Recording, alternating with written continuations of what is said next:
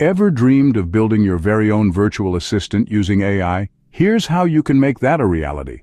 First up, Python and Rasa are the tools of our choice. Python for its simplicity and Rasa for its robustness in creating AI assistants.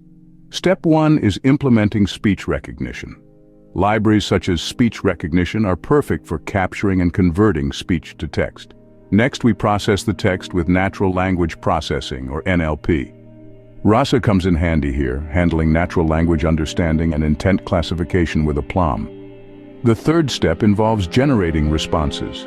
You can define responses in Rasa and train your model to handle different user intents. Remember, Rasa's pre-built templates and thorough documentation can be a real time saver during this process. So why not try building your own AI assistant and experience the power of automation at your fingertips?